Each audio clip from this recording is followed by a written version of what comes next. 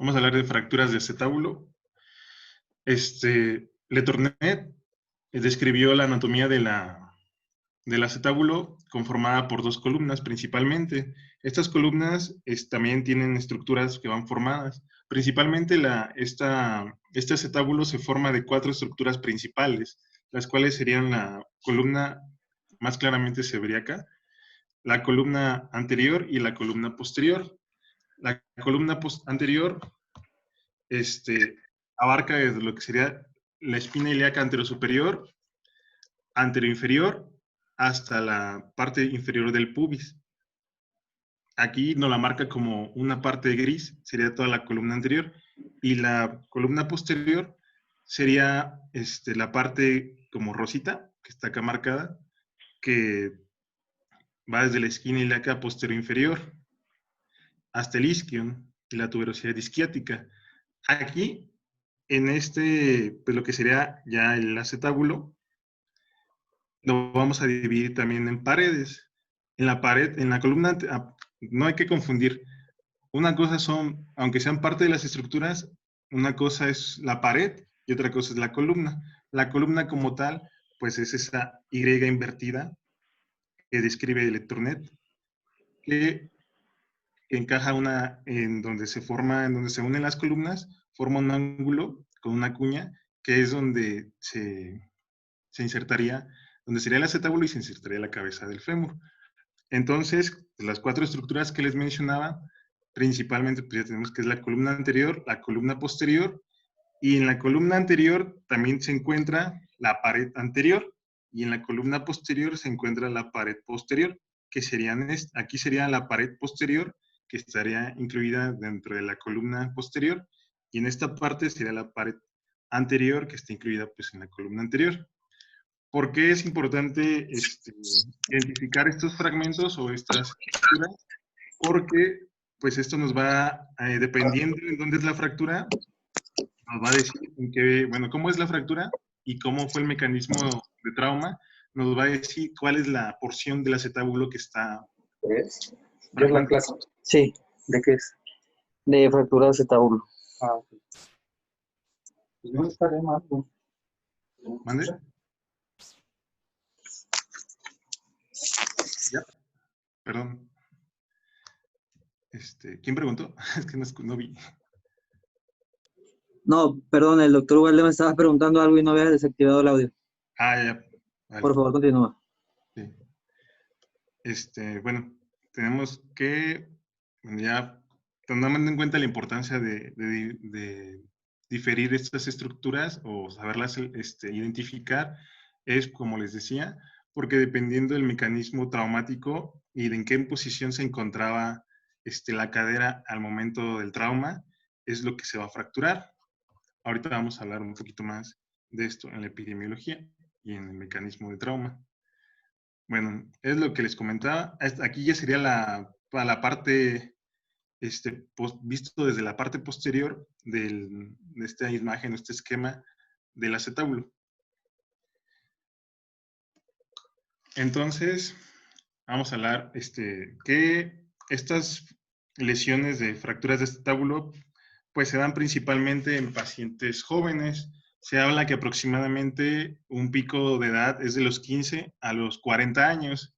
Y se da por traumatismos, en su mayoría traumatismos de alta energía, como lo son accidentes automovilísticos, choques en moto, incluso caídas desde una altura considerable, o se habla que también de accidentes en la industria, en las fábricas, o sea, en general, mecanismos de alta energía.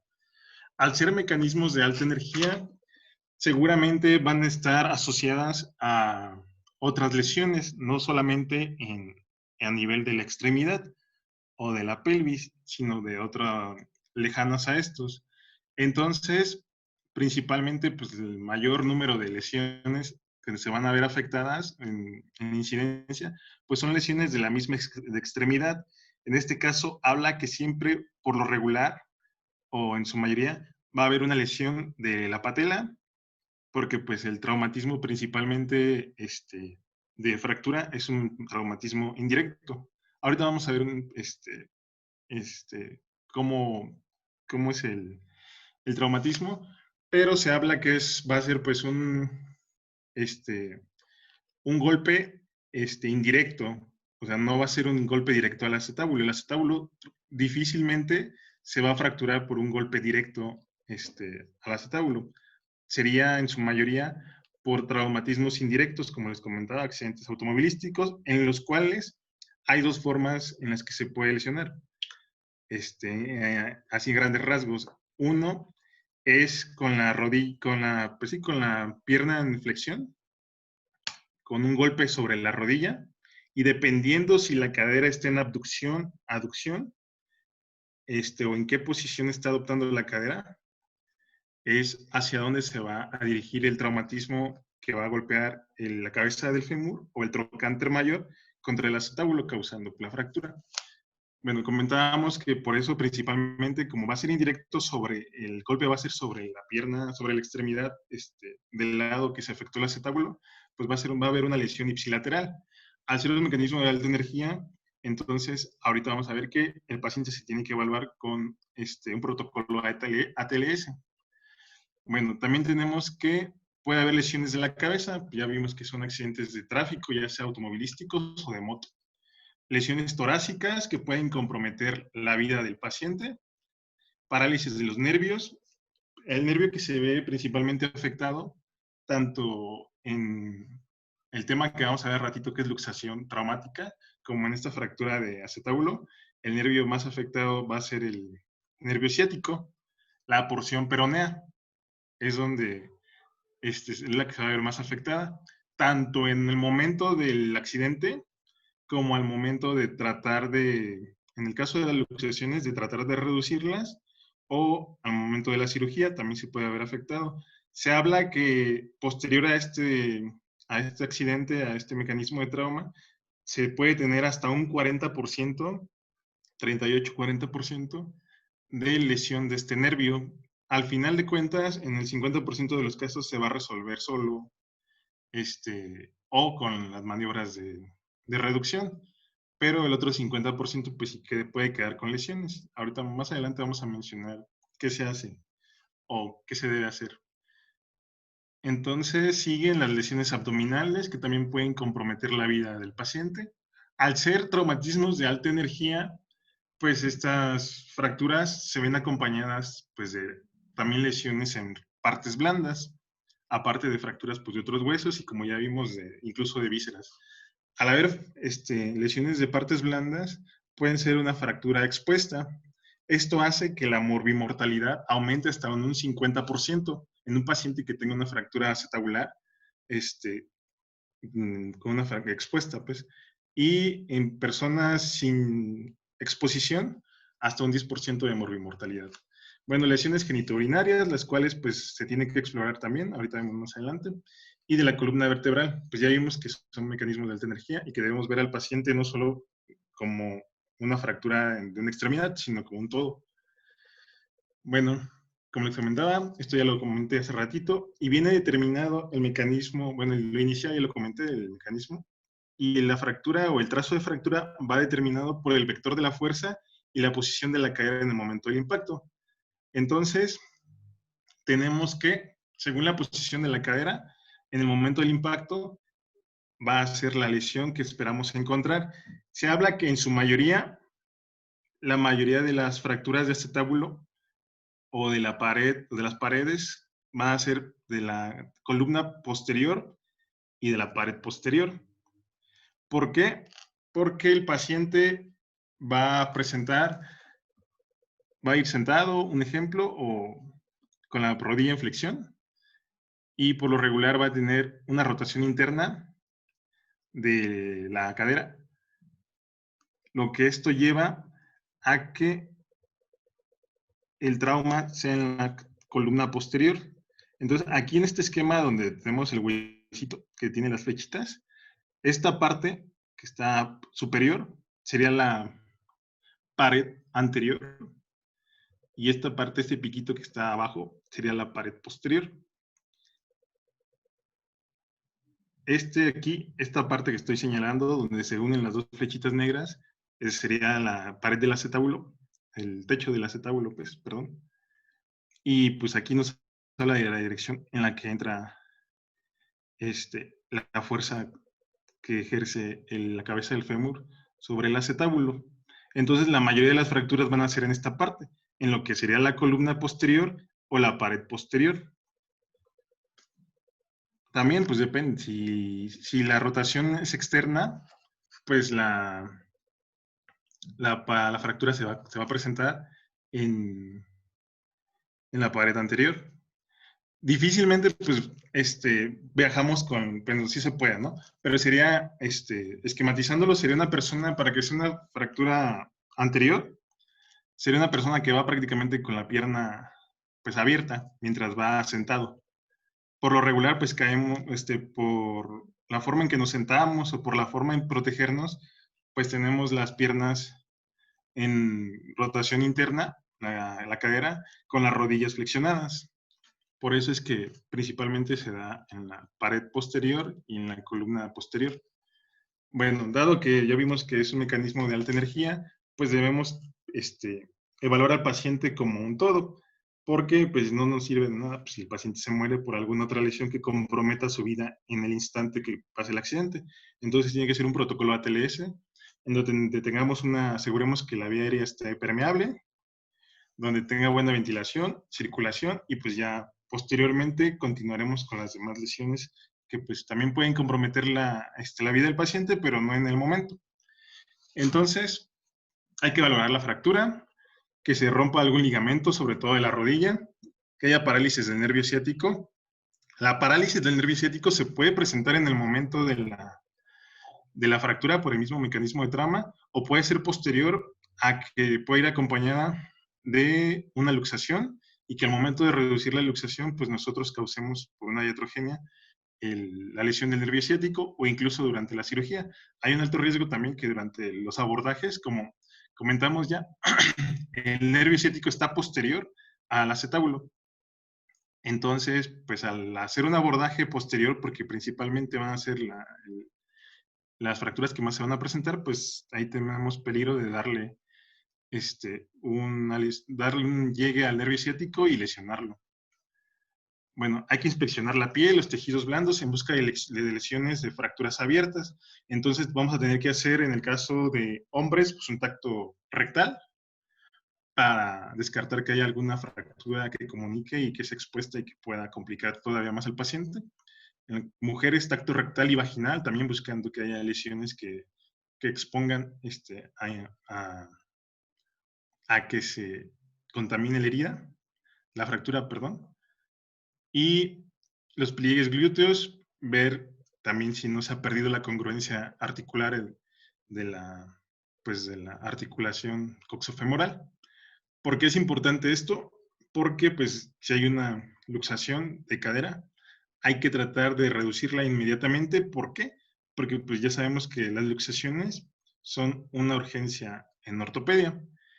Y si no reducimos esta luxación, en caso de que haya una luxación, aumentamos el riesgo de que se presente una necrosis de la cabeza femoral por necrosis avascular, que pues va a llevar al paciente a una insuficiencia posteriormente, ¿no? Y sobre todo, pues ya vimos que como son pacientes jóvenes, pues se va a complicar. Tienen que ser en las primeras, indica que sean las primeras 6 horas, porque después, conforme pasa el tiempo, el porcentaje de que haya una necrosis avascular posterior incrementa, pasando que hasta después de las 24 horas ya es un 70% el riesgo de que un paciente presente una necrosis avascular de la cabeza, del fémur, y pues es una complicación. Entonces, principalmente, pues se va a tomar de inicial, como es un protocolo de trauma, pues va a tener tiene que tener su radiografía AP de pelvis, ¿no? Ahí vemos, ya después se van a pedir las especiales. Ahorita vamos a hablar de las proyecciones especiales, pero en este caso, al ser hablando rápido de que puede estar acompañada de una luxación, AP de pelvis, si está luxado, hay que reducirlo, hay que fijarnos que no vaya acompañado también de una fractura del cuello femoral, porque si hay una fractura del cuello femoral, entonces vamos a tener que meterlo a quirófano al paciente, reducir la fractura y reducir la luxación. Si no hay una fractura del hueso, del fémur, pues se hace inmediatamente. Ahorita vamos a hablar más adelante cuál es el mecanismo, las maniobras para reducir la luxación, pero ya vimos que es importante reducirla para disminuir esta incidencia de necrosis avascular de la cabeza del fémur. Entonces, inicial, lo que vamos a recibir en trauma, pues ya se le pide su protocolo de trauma de cabeza a pies, ya vimos por qué. Descartamos que hay una lesión que comprometa la vida, ya sea en cabeza, tórax, abdomen, pueden ir acompañados, ya vimos que lesiones viscerales o de cráneo. Si el paciente está en condiciones, está despierto, pues obviamente va a tener mucho dolor. Pero si está en condiciones, pues ya conseguimos con el protocolo. O hasta que se estabilice hemodinámicamente, pues vamos a seguir con el protocolo. Entonces, el protocolo inicial es una AP de pelvis, en la cual vamos a distinguir, ahorita vamos a ver las radiografías más adelante, vamos a distinguir si está o no luxado y si está o no fracturado. Hay otras proyecciones que fueron descritas por Judet, que son de las que vamos a hablar más adelantito. Son proyecciones especiales para este tipo de fracturas. Bueno, estas proyecciones ya las hemos escuchado hablar. Es la alar y obturatriz. La alar también se conoce como oblicuo ilíaca y la obturatriz como oblicuo obturatriz. La alar nos va a permitir ver la columna posterior y la pared anterior, la escotadora asiática y la fosa ilíaca. Ahorita vamos a ver en el esquema cómo es que se toman estas radiografías y cómo es que nos permiten verlo. Las estructuras. La obturatriz nos va a mostrar la columna anterior y la pared posterior. Cuando las radiografías son tomadas correctamente, ahorita les enseño acá. Bueno, tenemos aquí las radiografías. Cuando son tomadas correctamente, al momento de tomar nosotros una alar, si está bien tomada y se abarca toda la pelvis, se va a ver en la contralateral, indirectamente va a estar tomada una obturatriz. E inverso, si se toma una obturatriz y se ve toda la pelvis, la contralateral va a ser una alar. Esto porque es importante identificar, pues para ver la congruencia tanto de la articulación como de que los huesos no estén fracturados. Entonces, aquí está. La evaluación radiológica, pues tenemos aquí una AP de cadera, ¿no? La que pues por lo regular, pues todos conocemos. Entonces vamos a identificar aquí que esta parte, la línea iliopectínea, nos describe la columna anterior del acetábulo. Ya vimos que está conformada por dos columnas. Esta es la columna anterior. La línea ilioisquiática nos describe la columna posterior. Entonces, todo esto es la columna posterior. Esto. Y esta es la columna anterior. Entonces, tenemos que aquí, pues todo esto es parte del acetábulo. Aquí tenemos el techo acetabular. Tenemos aquí, si se alcanza, no sé si alcanzan a distinguir una pequeña línea, que es la parte anterior de la pared anterior del acetábulo. Y esta línea que se ve aquí atrásito es la parte posterior de la parte de la pared posterior del acetábulo. Y aquí pues tenemos la lágrima. Aquí se describe así como la lágrima, pues porque forma pues, como una lágrima del acetábulo. Entonces ya identificamos las estructuras y bueno, ya sabemos, ¿no? Pues el cuello del fémur y la cadera. Es importante saberlos distinguir porque cuando pedimos las proyecciones vamos a ver qué estamos viendo, porque las proyecciones de Judet, van a ser con inclinaciones en 45 grados externos o externos.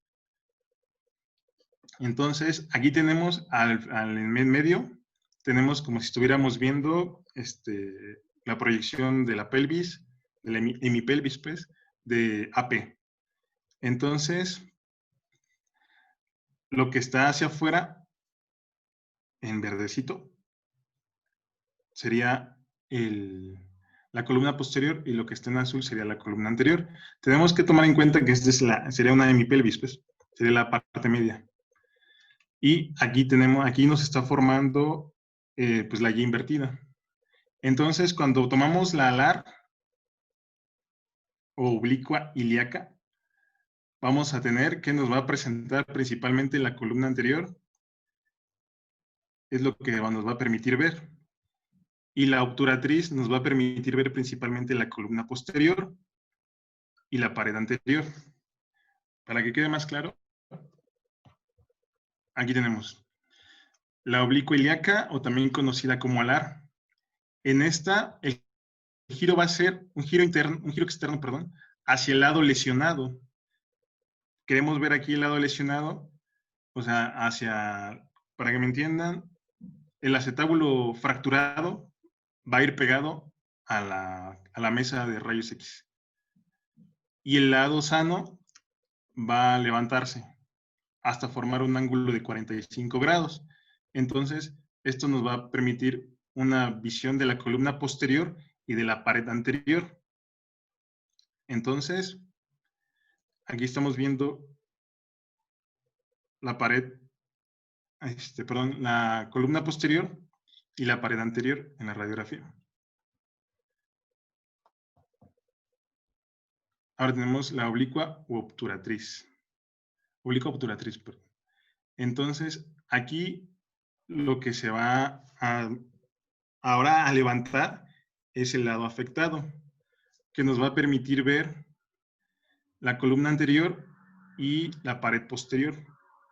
Entonces, principalmente, esta va a ser, la que está marcado como 1 es la columna anterior y como 2 es la pared posterior. ¿Sale? Es la importancia de pedir estas proyecciones, porque nos van a permitir ver qué columna o qué pared se encuentra más lesionada. Entonces, la más importante, al saber que sabemos que la columna posterior va a ser la más dañada, las dos son importantes, pero la columna que nos va a permitir ver la columna posterior va a ser la proyección alar.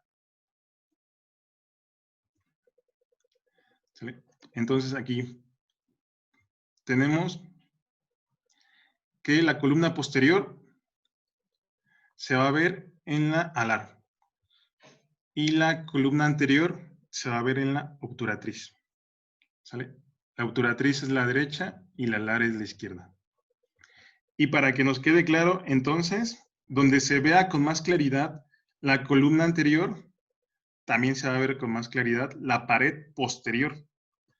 Y donde se vea con más claridad la columna posterior, la que se va a ver con más claridad va a ser la pared anterior. ¿Sale? Es como lo contrario. Si se ve una columna anterior, pues se va a ver la pared, la contraria, la posterior. Otra cosa que hay que tomar en cuenta en la radiografía, en la radiografía AP, es el arco de Mota. ¿Por qué? Este es un arco, es un ángulo que valora la parte integral del acetábulo articulado con la cabeza femoral. Si este arco que se marca aquí es mayor de 45 en todas sus proyecciones, entonces quiere decir que tenemos una fractura estable y incongruente, o sea que la cabeza va a estar congruente, la cabeza del fémur va a estar congruente con el acetábulo, y esto nos habla que podría tener un tratamiento conservador. Más adelante podemos hablar qué lo hace conservador y qué lo hace quirúrgico. Bueno, no solamente se van a pedir esas proyecciones, también vamos a pedir un ataque. Esa no se pide de inicio, se pide ya posterior a haber descartado pues, luxaciones y lesiones graves, pero sí la tenemos que tener antes de ver si va a ser quirúrgico o no. ¿Y por qué? Porque se van a ver lesiones que puede que en la radiografía no se vean inicialmente. Nos va a ayudar a descartar pues lesiones que estén comprometido el anillo pélvico o en otras partes de la pelvis, o lesiones donde partes articulares, fragmentos de hueso estén comprometiendo la articulación, que posiblemente no se pudieran ver en las radiografías. Bueno, esto es lo que vamos a ver en la tomografía.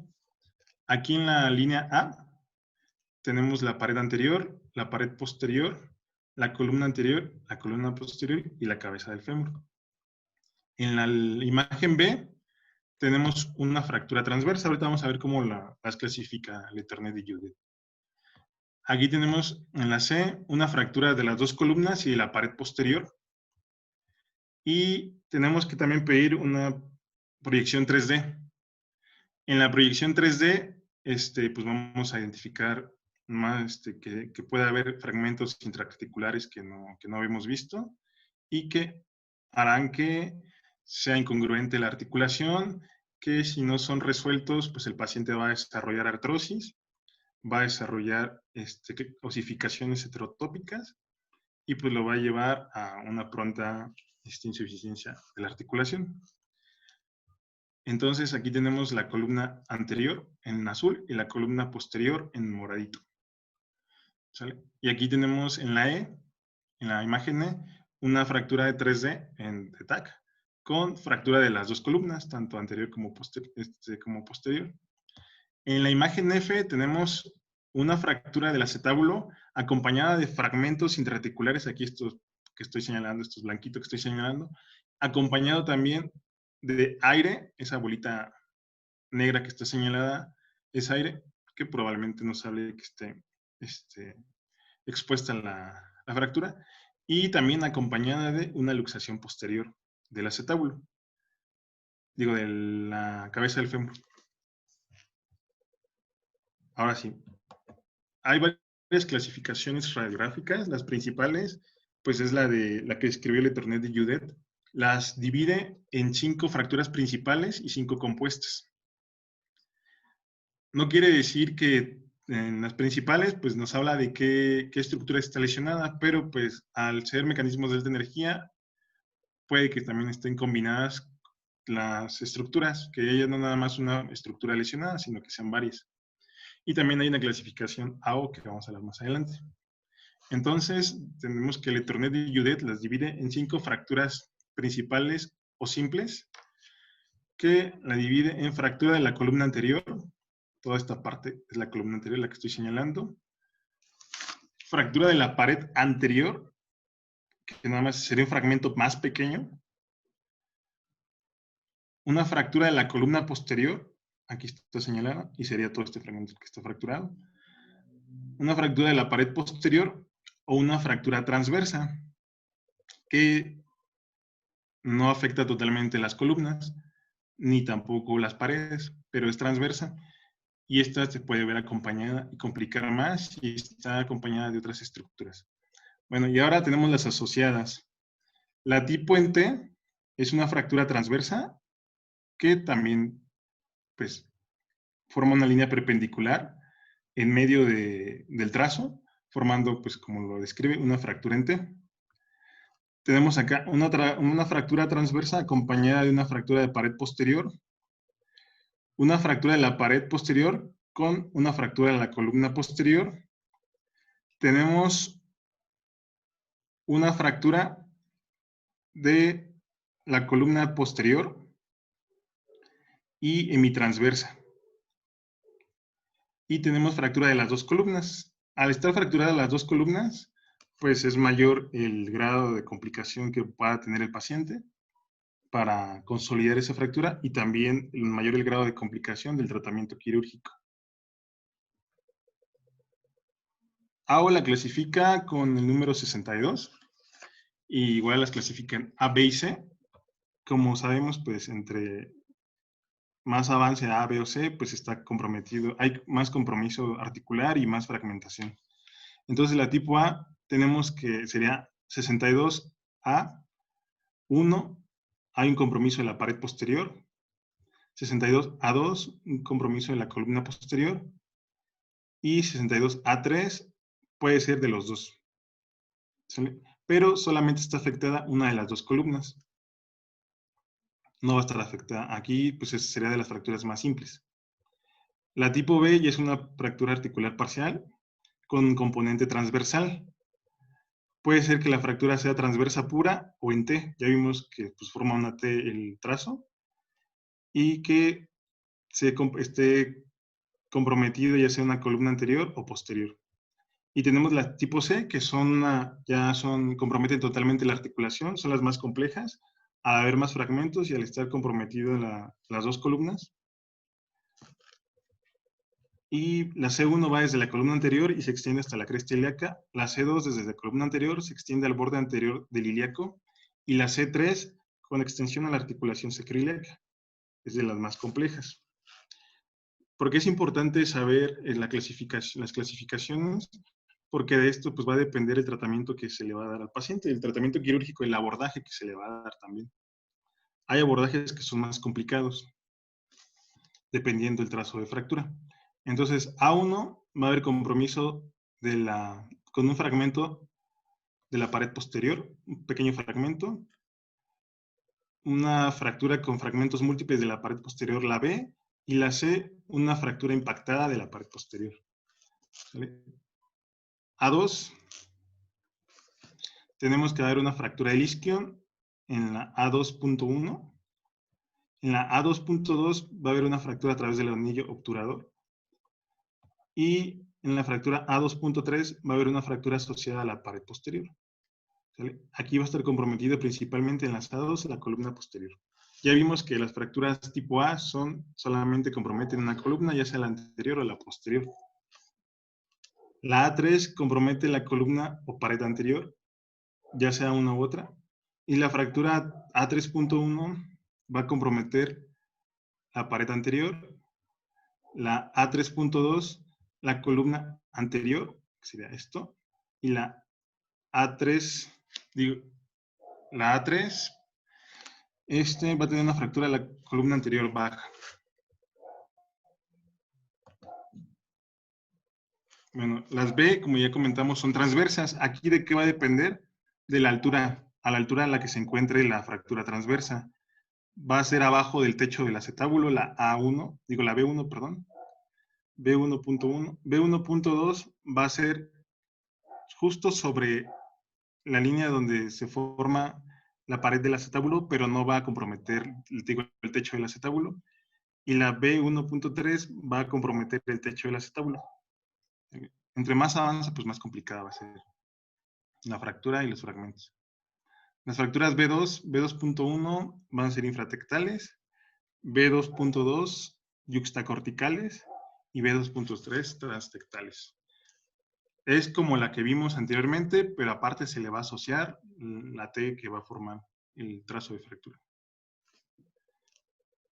La B3 va a ser una fractura hemitransversa posterior con fractura de la columna anterior.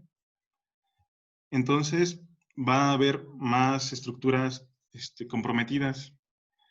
La B3.1 va a ser una fractura de la pared anterior, la B3.2 fractura de la columna anterior y B3.3 una fractura de la columna anterior. Pero esta va a ser baja. La C, que ya es un componente completamente articular y que va a comprometer ambas columnas. Cada columna va a ser un fragmento simple en la C1.1. En la C1.2 la columna posterior es un fragmento simple y en la C1.3 va a haber una combinación de la columna anterior. En la C2 van a ser variantes bajas de las fracturas, comprometiendo igualmente pues, ambas columnas. Y cada columna en la C2.1, cada columna va a ser un fragmento simple. En la C2.2, la columna posterior va a tener un fragmento simple. Y en la C2.3, la columna posterior va a estar comprometida, aparte también la pared posterior, junto con la columna. Y bueno, las más complejas, ambas columnas con afectación de la articulación sacroiliaca, o sea, va a estar comprometido totalmente, no solamente el acetábulo, sino también ya la articulación sacroiliaca. Y están comprometidas ambas columnas.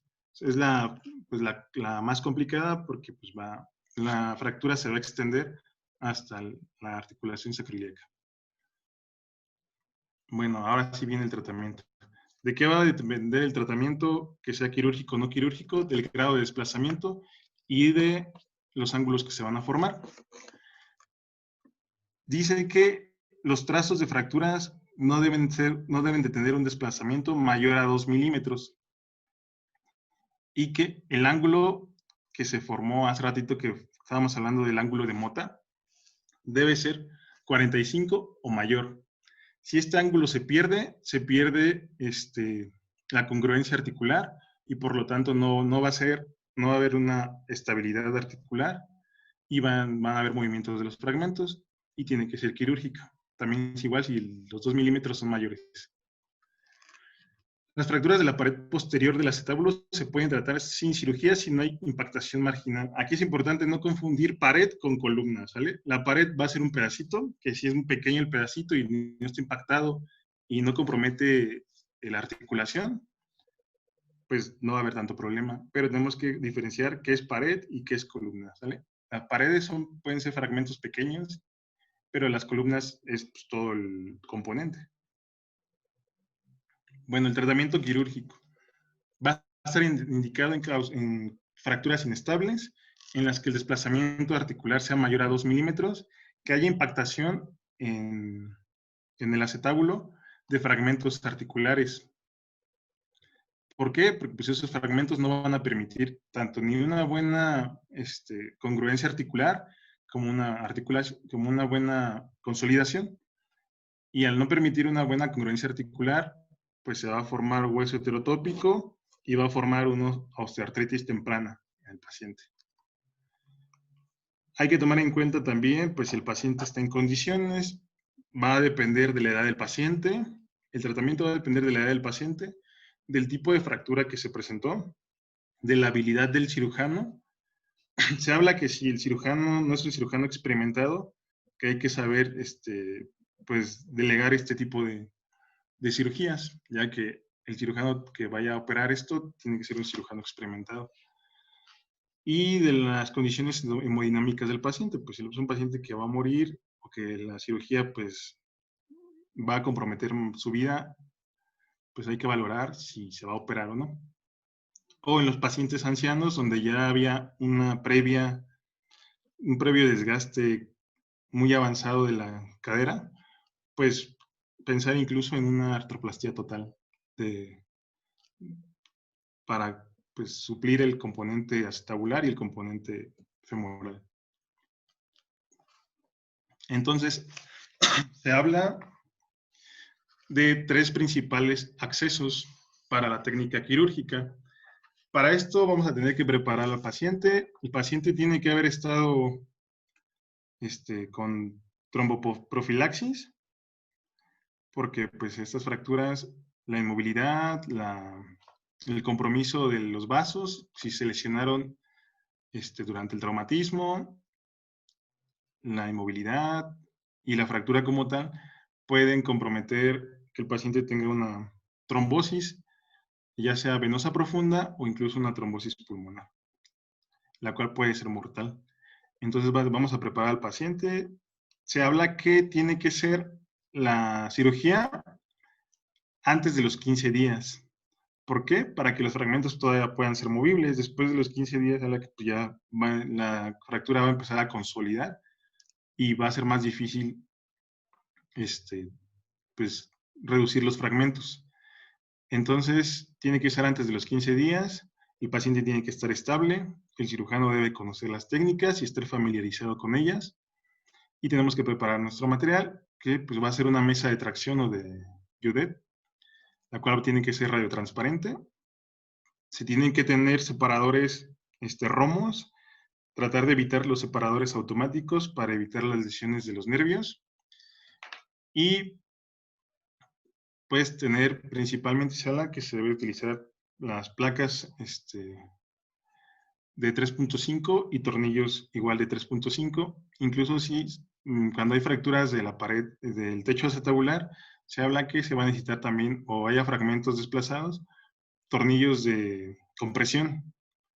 Se van a utilizar clavos de Schanz y tornillos, clavos Kirchner, para ayudar a movilizar los fragmentos y pues al momento de la cirugía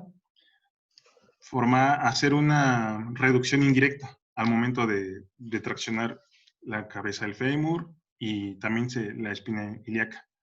Ahorita vamos a describir un poquito más de esto. Entonces se habla que hay 3 principales abordajes. Hay más, pero estos 3 principales son los más usados. Es el inguinal, el de Kucher-Langebeck, ahorita vamos a hablar más, y el iliofemoral ampliado. ¿De qué va a depender que utilicemos este tipo de abordajes? Pues va a depender de la fractura del paciente, si está presente, si está en la pared o columna anterior, o en la columna o pared posterior, y si hay más lesiones asociadas.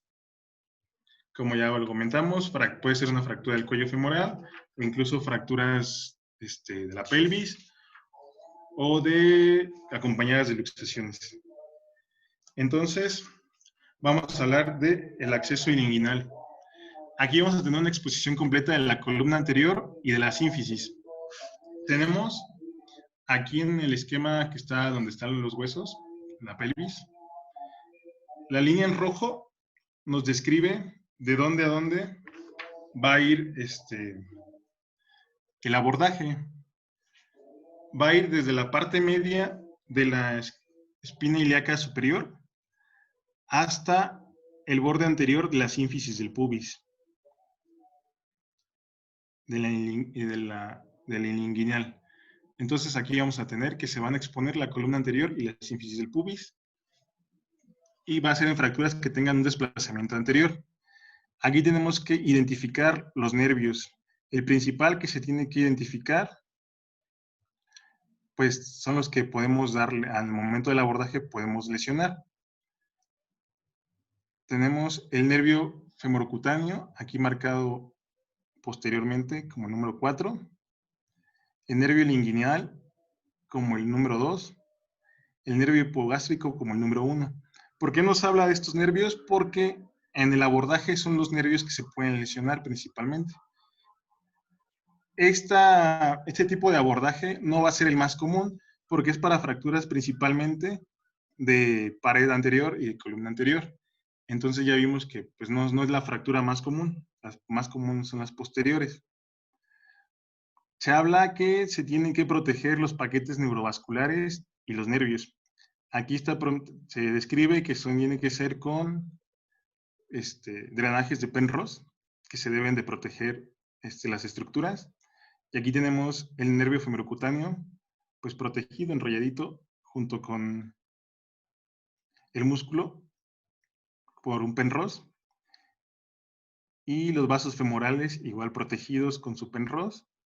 Y los del canal inguinal protegidos igual. Porque pues los podemos lesionar tanto con los instrumentos con los que vamos a realizar la disección, como con los separadores. Todos estos separadores deben ser romos y evitar los separadores automáticos. Ahora tenemos el abordaje de Kocher-Langenbach. Este va a ser de los más utilizados, va a ser el principalmente utilizado, porque pues el paciente va a presentar fracturas de la columna posterior. Es el más importante que se describe. ¿Por qué? Porque es el abordaje que más tiene riesgos de lesionar el nervio ciático, y al ser la fractura posterior la que más se presenta, pues va a ser la técnica que más se va a utilizar. Entonces, como ya vimos, al ser las fracturas de columna y de pared posterior las más comunes, pues va a ser un abordaje posterior.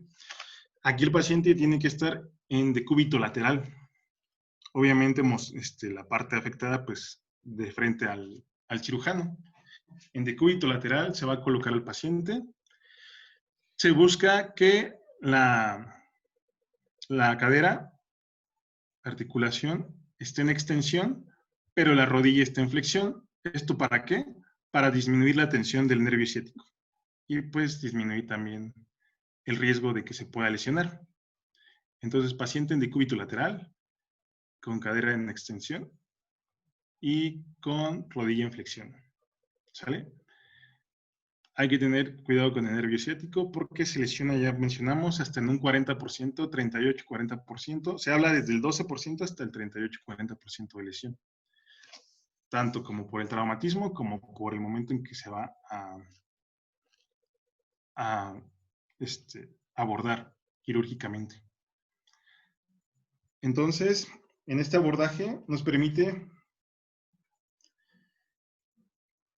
observar la pared posterior y la columna posterior. Se van a proteger los paquetes neurovasculares. Muy importante identificar el nervio ciático para no lesionarlo. Aquí lo tenemos marcado como el número 5 en amarillito. Hay que seccionar los músculos que no nos permitan pues la adecuada visualización de la fractura. Como aquí lo tenemos, aquí se tiene seccionado el tendón conjunto. En número 7 tenemos la cápsula articular. Esta cápsula puede estar o no dañada.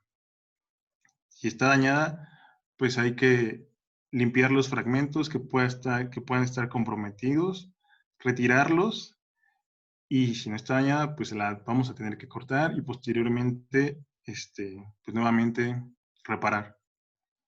¿Sale? Hay que tener cuidado con los vasos que llevan la irrigación a la cabeza femoral, que ya vimos que son los circunflejos, principalmente el medial. Y este abordaje va desde la espina ilíaca posterosuperior hacia arriba, la parte superior y posterior de la espina ilíaca, va lateral y se extiende hasta el fémur. Ya vemos aquí, hasta la parte del trocánter. Que esa va a ser la más, ya vimos que va a ser la técnica más común que se va a utilizar. Ahora tenemos otro abordaje.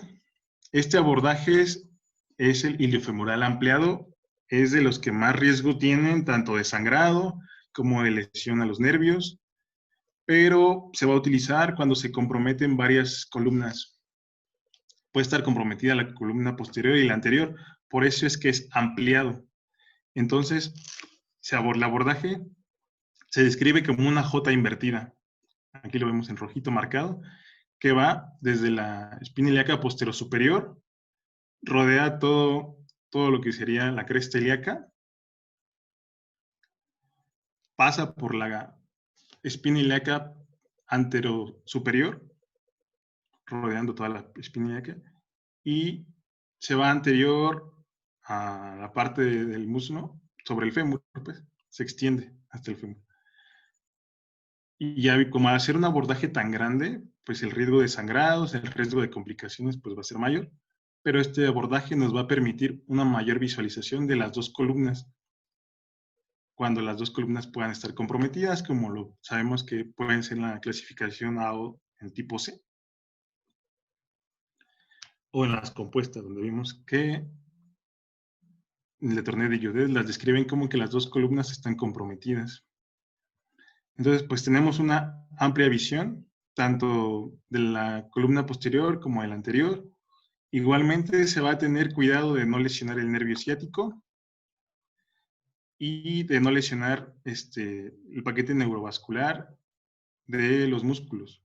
Se habla que aquí se pueden lesionar los rotadores externos de los glúteos y dejar al paciente con lesiones. Bueno, ya dependiendo del abordaje que se vaya a elegir, pues vamos a iniciar con la cirugía. Se va a necesitar el personal adecuado, un cirujano familiarizado. El material, como ya les comentaba, es una mesa de tracción de Judet que sea radiotransparente, distractores externos. Estos distractores tienen que ser grandes porque se van a fijar tanto en la espina ilíaca superior como en el cuello del fémur. Esto para que por ligamentotaxis, al momento de distraer, indirectamente se reduzcan las fracturas que puedan existir. Se habla que si está acompañado de otras fracturas como el cuello del fémur o de las espinas ilíacas, ya en general del anillo pélvico, se tienen que reparar primero esas fracturas y posteriormente las últimas que se van a reparar son las del anillo, las del acetábulo. Entonces, primero vamos a reparar las que estén más lejanas al acetábulo y posteriormente ya se repara el acetábulo. ¿Qué se va a utilizar? Los distractores, y los distractores pueden ser, se pueden utilizar tornillos de Schanz, tanto en la cabeza del cuello, o agujas de Kirchner, ¿vale? Para que nos ayuden por ligamentotaxis a una reducción indirecta y posteriormente ya hacer la reducción directa de los fragmentos. Hay que limpiar las superficies articulares, evitar que quede algún fragmento óseo o cualquier cosa que pueda estorbar en la correcta alineación articular, porque finalmente el objetivo principal de la fractura será que pues, la congruencia articular sea la correcta. Bueno, comentaba que la placa que se va a utilizar va a ser una placa de reconstrucción de 3.5 y también tornillos de compresión interfragmentarios corticales de 3.5 milímetros.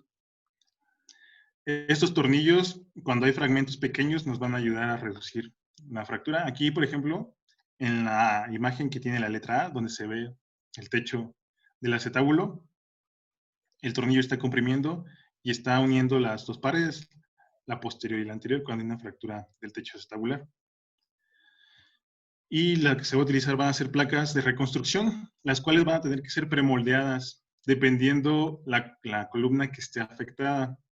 Se tiene que premoldear lo más adecuadamente para que estas placas pues tengan la mayor congruencia con las partes afectadas, para que así no queden inestables o incongruentes. Aquí pues esto va a depender también de la habilidad del cirujano.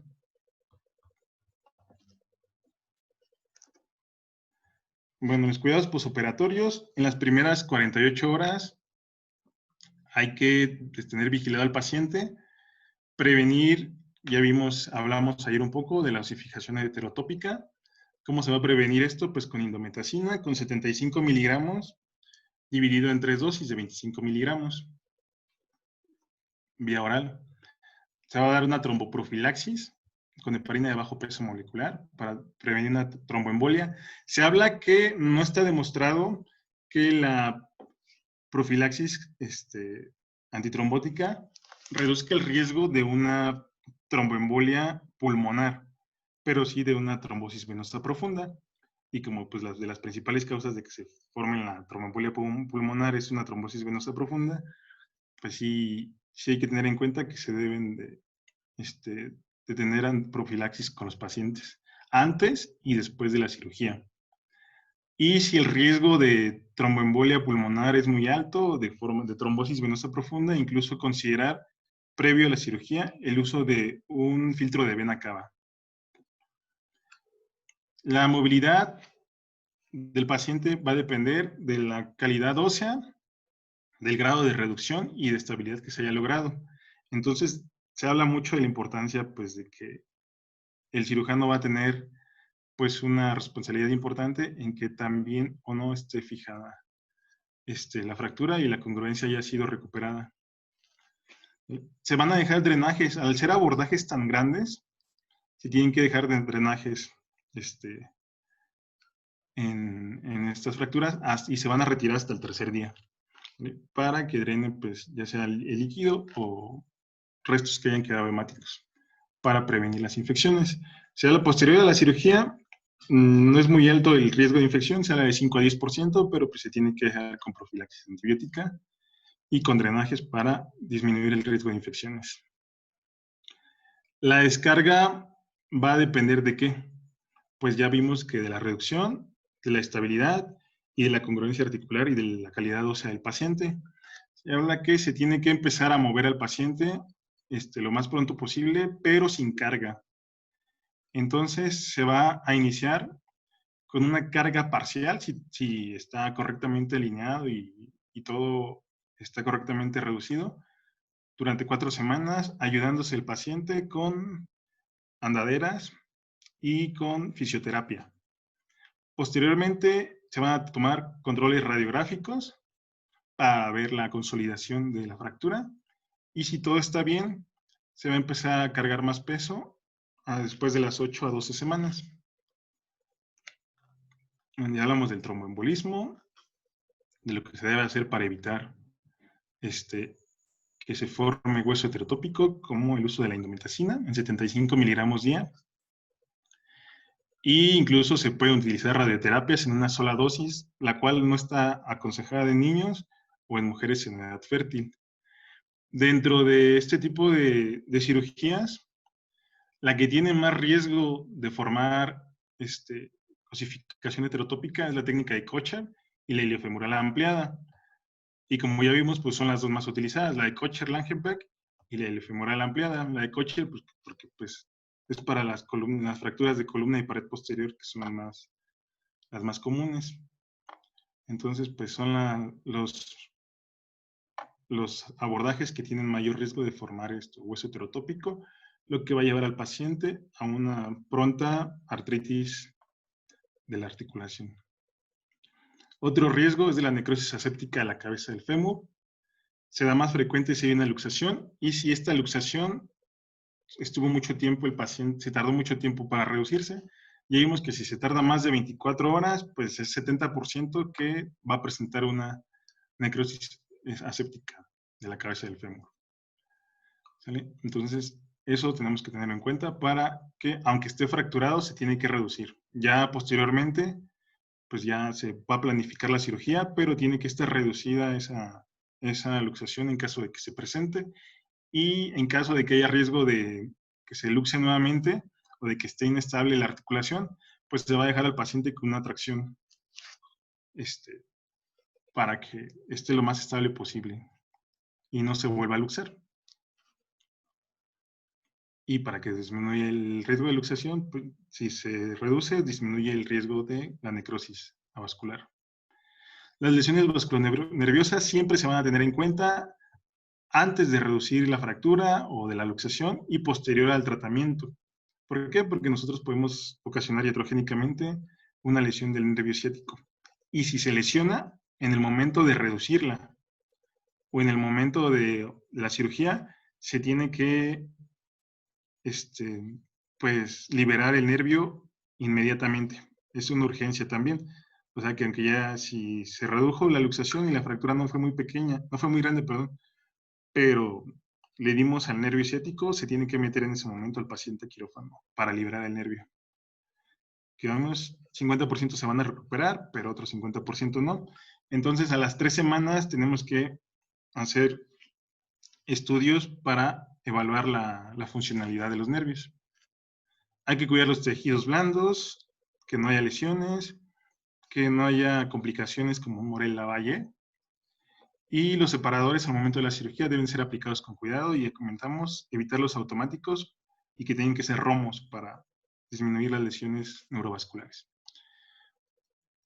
Bueno, la rehabilitación va a ser muy importante y esta se va a llevar a cabo si el paciente ya se logró una adecuada consolidación, va logrando una adecuada consolidación y logró una adecuada congruencia articular. El paciente tiene que iniciar movimientos en cama para prevenir rigidez articular, ejercicios pasivos. Posteriormente, si todo está bien, pues hay que empezar a las 4 semanas con la carga parcial y después de las 8 o 12 semanas ya con la carga total. Pero hay que tener mucho cuidado con esto. Y conforme vaya avanzando, pues se le van a indicar más ejercicios, tanto de fuerza como de peso al paciente para fortalecer la extremidad. Sale. Bueno, ya acabamos con lo de fractura de acetábulo. Vamos con luxación traumática de cadera y es un poco más rápido porque varios de los puntos que se ven en la fractura de acetábulo pues también tienen que ver con la luxación traumática de cadera. Muchas veces van acompañadas. Bueno, es importante pues tomar en cuenta nada más que para que se luxe la cadera en un paciente joven por un mecanismo de trauma, pues tiene que ser un trauma muy fuerte, un trauma de alta energía, como los que ya comentamos, automovilístico, caídas de grandes alturas. ¿Por qué? Porque en un paciente joven, pues los huesos se supone tienen que estar sanos y los ligamentos que le dan estabilidad también. La estabilidad va a estar dada principalmente por dos cosas, por los ligamentos y por el propio hueso, por la articulación que forma el acetábulo con la cabeza del fémur. Y pues va a estar fortalecida por el ligamento iliofemoral, el ligamento pubofemoral y el tendón recto femoral. Entonces, pues para que esto se dañe y se pierda la congruencia, pues tiene que ser un golpe muy fuerte, porque no se tiene por qué salir así de la nada. Es la vista posterior, igual del ligamento iliofemoral y isquiofemoral. ¿Sale? También es importante, pues, tomar en cuenta la vasculatura, porque puede estar comprometida en una luxación y llevar a una necrosis avascular. Ya lo había mencionado en las clases anteriores, la cabeza y el cuello están principalmente irrigados por la circunfleja media, rama de la femoral profunda, ¿vale? Y por algunas ramas de la media lateral, pero principalmente por la circunfleja media. Va a estar inervada la cadera por el nervio ciático, el nervio femoral, el obturador accesorio y el glúteo superior. El que va a estar más comprometido, tanto como lo vimos anteriormente en las fracturas de acetábulo como aquí, es el nervio ciático porque pasa posterior al acetábulo. Y como las luxaciones de cadera, las más comunes van a ser las posteriores, pues lo puede comprimir o elongar y causar un daño si no se libera adecuadamente. Se habla que el daño principalmente va a estar desde el mecanismo de la lesión, pero también nosotros lo podemos dañar incluso cuando hacemos la reducción. La etiología, pues ahorita bueno, son varias, ¿no? De la luxación de cadera, estamos hablando de la traumática. Pérdida de la relación, de la congruencia articular, pues cualquier luxación es eso. Como comentamos, jóvenes adultos, accidentes automovilísticos, principalmente van a ser hombres los que van a tener este tipo de luxación, también como en las fracturas acetabulares. Y como van a ser alta energía, van a sufrir pues, lesiones seguramente de alguna otra estructura, algunas otras fracturas. Hay que tomar en cuenta toda la extremidad ipsilateral, pero también hacer un abordaje como una TLS, de cabeza a pies. Como toda luxación, es una urgencia ortopédica y las que se presentan como luxaciones puras, pues van a tener una mayor, un mejor pronóstico cuando no hay alguna fractura asociada. Si hay más lesiones asociadas, principalmente pues ya sea del componente acetabular o del propio fémur, pues va a ser más complicado el tratamiento.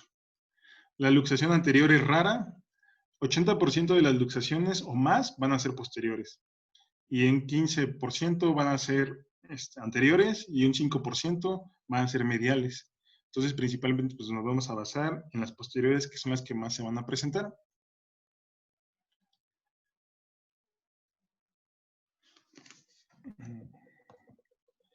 Bueno, la clasificación simple, posterior, anterior, central.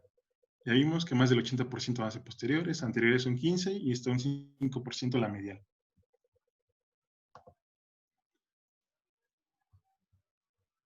Entonces, dependiendo de la proyección, se va a tomar una proyección como un AP de pelvis, en la cual vamos a pedir que se vean las dos caderas.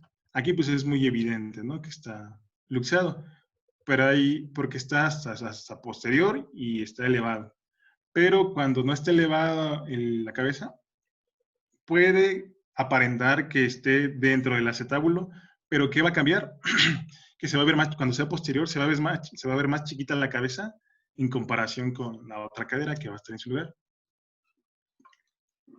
Y cuando es anterior, la luxación pues se va a ver más grande en comparación con la otra cadera. Ya hablamos, 80-85%.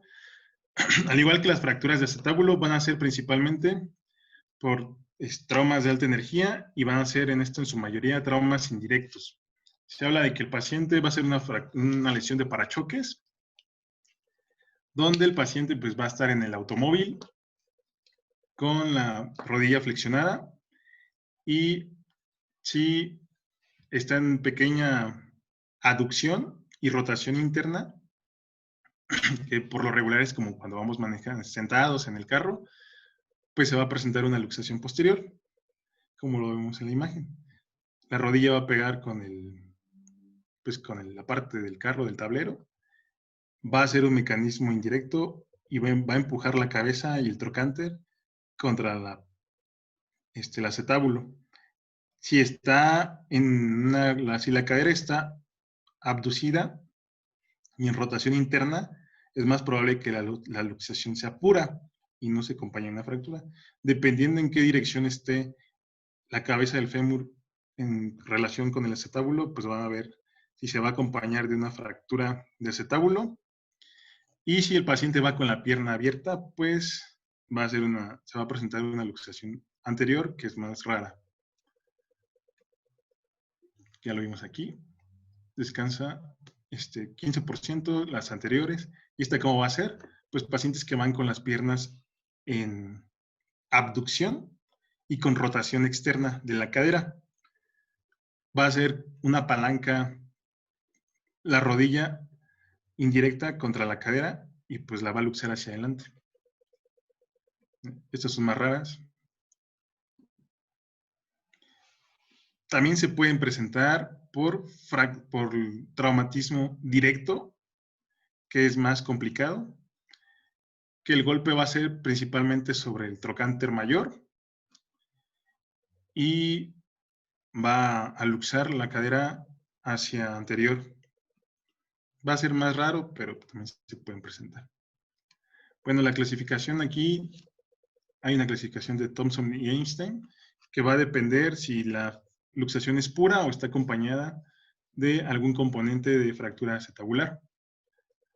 Entre más componentes estén, pues, incluidos junto con la luxación, pues más complicado va a ser el tratamiento y las complicaciones van a ser mayores.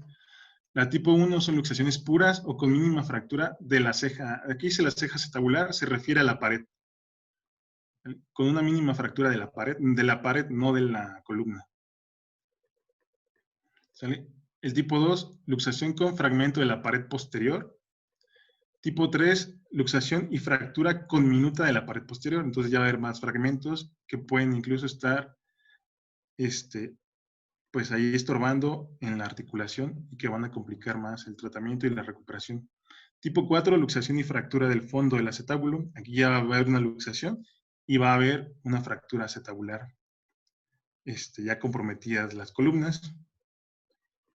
Y tipo 5, una luxación acompañada de una fractura de la cabeza femoral. Entonces aquí también va a haber una fractura de la cabeza con la luxación. ¿Sale? Entonces aquí tenemos tipo 1, va a ser una luxación pura por lo regular, no, difícilmente va a estar acompañada de alguna fractura. Y pues estas por lo regular, si se reduce en urgencias, posterior se toma un ATAC, si no hay ninguna lesión, pues el paciente ya no se va a operar, pero pues no por eso quiere decir que va a caminar luego, ahorita vamos a ver más. La tipo 2, una luxación acompañada de fractura de la pared posterior. Tipo 3, igual luxación posterior acompañada de la conminución de la pared posterior, aquí lo vemos. Tipo 4, luxación acompañada de fractura de la columna ya del acetábulo, ya con el acetábulo, pues una fractura como tal del acetábulo. Y la tipo 5, pues va a ser una fractura de la cabeza con luxación. Aquí vemos como un pedacito de la cabeza se quedó en el acetábulo y el fémur con la parte restante de la cabeza y el cuello, pues se fue para atrás. Otra clasificación de Pipkin, también va a incluir si la luxación está acompañada de alguna lesión de la cabeza femoral. Entonces, va a ser básicamente la clasificación de Pipkin que mencionó Tekoch, más una luxación posterior del fémur, pues, de la cabeza del fémur. Entonces el paciente, antes quedó con la imagen, se me fue la imagen. Ese es el anterior. Bueno, aquí ya no se ve la imagen, no sé dónde se fue. El paciente va a llegar con el miembro acortado, en flexión y en aducción con rotación interna. Entonces, pues la rodilla se va a ir hacia el centro y muy probablemente va a ir acompañada de lesiones de la rodilla, laceraciones o incluso fracturas de la patela, porque el trauma pues, fue directo a la rodilla, o acompañada también de lesiones de los ligamentos de la rodilla. En la luxación anterior va a ser lo contrario. El paciente va a llegar con rotación externa y también con un pequeño acortamiento y con la cadera abducida. Entonces, aquí en la anterior va a ser así y en la posterior, al contrario, va a ir hacia adentro de la rodilla. La evaluación, como ya vimos, tiene que ser general y neurovascular. Hay que ver pulsos pedios, pulsos que no estén afectados, que el nervio ciático en su porción peronea esté íntegro, como lo vamos a ver, que el paciente le pedimos que mueva, que haga extensión del pie. Si el paciente llega con el pie caído y no puede hacer una extensión del pie como si estuviera caminando, pues vamos a sospechar de que hay una lesión del nervio ciático y esto se tiene que meter a quirófano para liberarlo. ¿Sí? Y lesiones asociadas, como ya lo vimos, desde la cabeza a los pies. Principalmente va a haber fracturas, pueden ser fracturas ipsilaterales del fémur, de la patela, de los ligamentos, o lejanas a estos. Los estudios radiológicos, pues va a ser de inicio la AP de pelvis, que es lo que nos va a permitir valorar, pues que la cabeza del fémur está en congruencia con el acetábulo. Y ya vimos que si es posterior, la cabeza se va a ver más chiquita. Hay unas que no van a ser tan evidentes, obviamente, pues, por lo regular, pues tendrá que ser evidente para nosotros, pero habla que así se pueden diferenciar. Si está posterior, la cabeza se va a ver más chica en comparación de la contralateral, y si está anterior, se va a ver más grande en comparación de la contralateral. Ya después que vimos la luxación y que si no hay algún componente de fractura o el nervio no está comprometido, pues ya se va a intentar reducir en urgencias lo más pronto posible y se van a llevar a cabo pues el protocolo completo. Se va a pedir a la obturatriz porque muchas veces va a estar acompañadas de fracturas del acetábulo, al ser un mecanismo de alta energía. Hay 3 maniobras principales descritas: la maniobra de Alice, la de Stimson y la de Bigelow. Se habla que la de Bigelow ya no se usa porque hay mucho riesgo de ocasionar una fractura del cuello del fémur. Y la más común utilizada en urgencias es la maniobra de Alice, que es pues, la que nosotros hacemos. Ahorita vamos a hablar de ella. Y también la de Stimson, también la hemos llegado a hacer, pero es más difícil hacerla en urgencias. El tratamiento pues va a ser una inmovilización, una tracción esquelética, obviamente se va a reducir. La reducción va a depender si va a ser abierta o cerrada, dependiendo de si está congruente la articulación, si no hay unas fracturas o fragmentos entre la articulación o acompañadas de otro tipo de fracturas. Si es una luxación pura, se va a hacer la maniobra de Alice. ¿Cómo es la maniobra de Alice? El paciente va a estar acostado, de cúbito supino, o sea, acostado normalmente. Se va a necesitar de dos colaboradores, uno que va a hacer una contratracción y va a mantener fija la pelvis a la mesa de reducción. No va a permitir que ésta se mueva. El otro va a hacer una tracción con la cadera en flexión de la cadera como tal. Al hacer esta tracción, no, el otro colaborador va a mantener fija la pelvis, empujando hacia la mesa.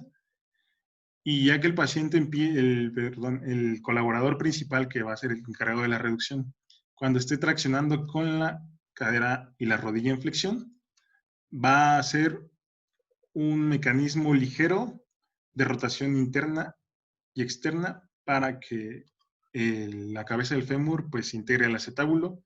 Se describe que se va a escuchar un clic y que al escuchar este clic y sentirlo, pues ya va a estar reducida la luxación. ¿Vale? Tenemos la maniobra de Stimson. Aquí el paciente va a estar no totalmente acostado, va a estar boca abajo, pero lo que es la parte del muslo y la pierna van a quedar colgando. Igual aquí se va a necesitar de 2 colaboradores, uno que va a mantener igual la pelvis fija a la mesa de reducción y el otro va a dar tracción hacia la parte baja para intentar reducir la luxación. Esto es para luxaciones posteriores. Entonces va igual la cadera en flexión, la rodilla en flexión, el paciente, el primer colaborador que va a ser el que va a estar jalando, va a estar haciendo la tracción de la extremidad. Igual se va a hacer una rotación interna y externa hasta alcanzar ese clic. Se habla de que esto pues, va a ser más complicado. Idealmente el paciente tendría que estar sedado en quirófano, pero pues esto pues, no es muy común y pues se habla que al menos, bueno, bajo anestesia general, y si no se puede, pues tiene que estar sedado en urgencias. Y la técnica de Bigelow es con la cadera, con la rodilla en hiperflexión y la cadera en flexión, pero se va a hacer un palanqueo. Va a ser parecida a la de Stimson, pero va a haber más flexión tanto de la cadera como de la rodilla. Y al hacer este palanqueo y esta flexión, se puede fracturar el cuello del fémur. Entonces se habla que este ya no se utiliza mucho.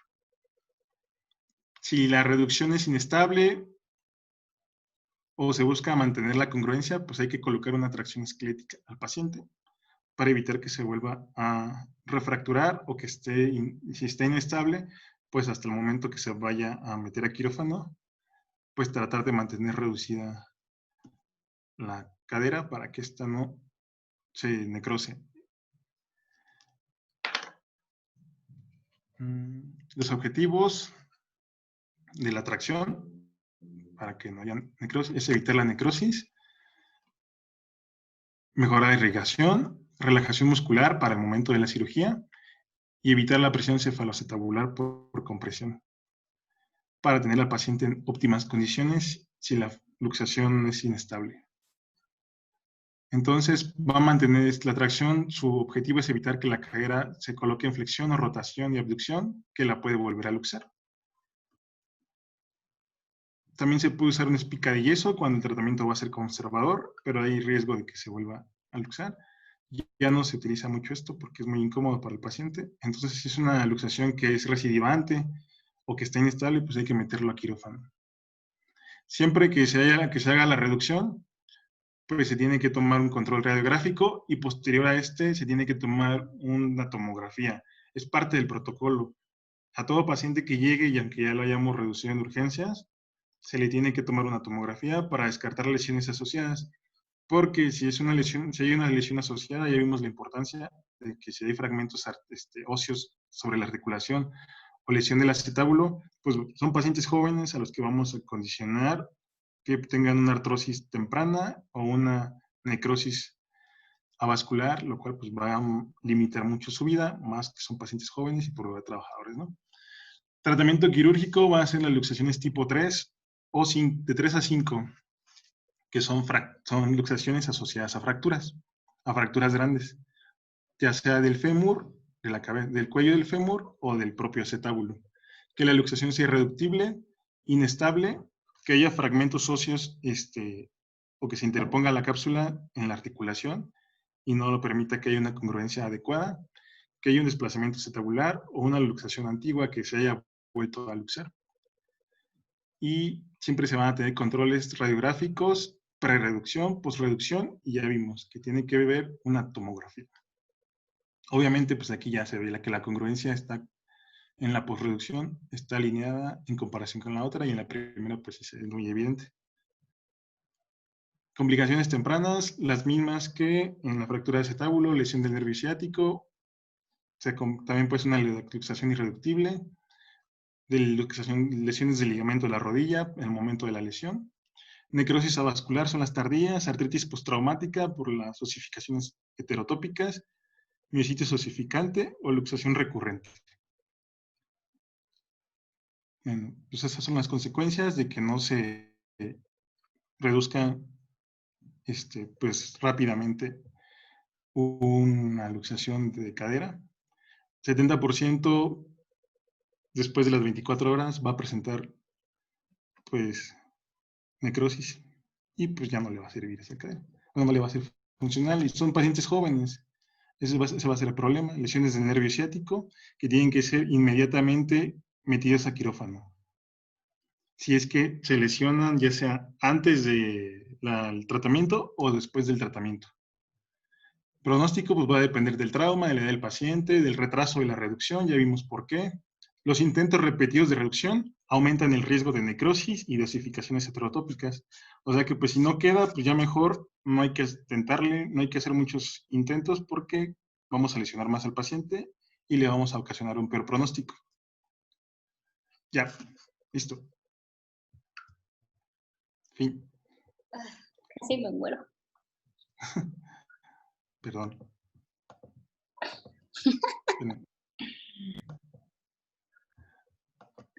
Ya creo que ya dejé de compartir.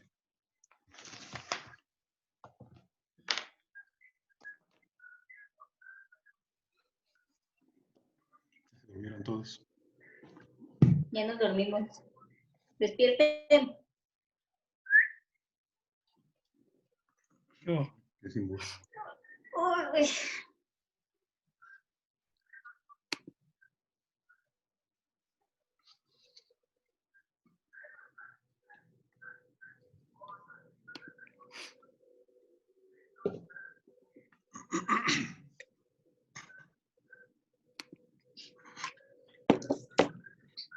¿Ya despertaron? ¿Qué pasó? ¿Ya ves? ¿Qué trata, Uriel? Hasta estoy ¿Qué te sudando. maltrata? Bien, ¿tienen dudas, preguntas? Quiero verlos. Quiero ver que sigan ahí y que no estén dormidos. Ya se durmieron todos. Sin duda, sí. Preguntas.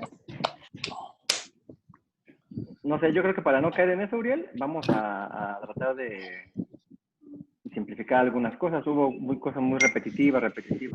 Yo creo que los temas los podrías englobar a lo mejor en lo mismo, para Sí. no cargar tantas diapositivas. Pero bueno, en general, bien, yo creo que completo. Faltarían a lo mejor algunos tips y ya por ahí, pero yo creo que bien, solamente eso trato de resumirlo un poquito más, porque si no, pues sí pasa eso, ¿no? Y menos cargadas tus diapos, menos líneas. Sí. Creo que en general, completo. ¿Ustedes tienen dudas? Preguntas de los niños R1 y R2 para el doctorcito Uriel.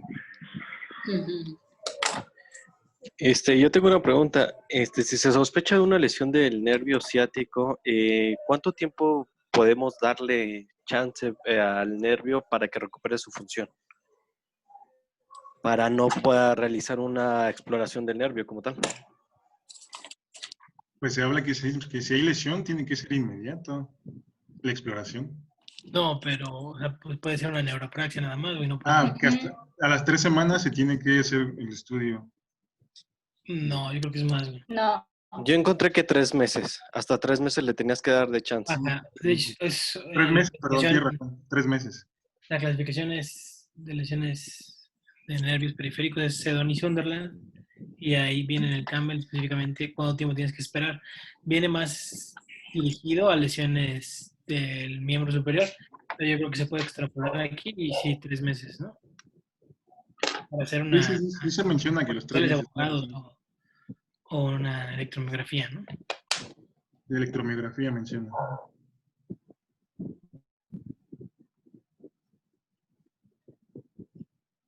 Bien, no sé si alguien tiene alguna otra opinión de esa lesión.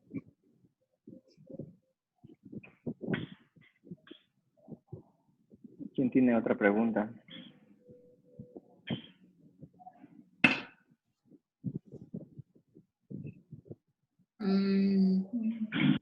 Tecoch. ¿Dónde anda el Tecoch? Ni se conectó, creo. Se durmió. Yo igual otra pregunta, doctor. Es algo que no encontré. Mencionaba que se tendría que hacer una resección de los fragmentos intraarticulares, pero solamente fragmentos grandes.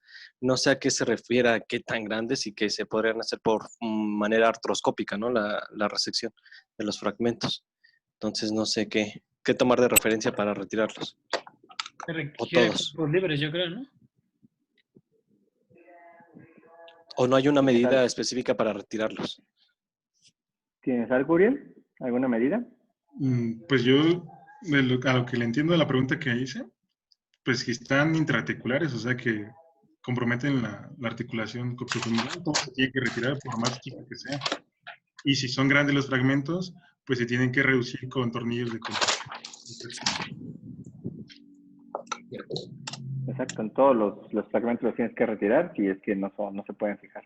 Y si son muy chiquitos y no se pueden reducir, hay que tener listo injerto óseo para rellenar Bueno, los todo espacios. depende, sí, puedo hablar. Sí. Todo depende del tipo de fractura que tengan. Cualquier fragmento intraarticular es factible de retirarlo y sobre todo lo van a ver porque deja una incongruencia articular del continente y del contenido. Como dijo Uriel, la gran mayoría de las fracturas son posteriores. Afectan la ceja posterior, la columna posterior.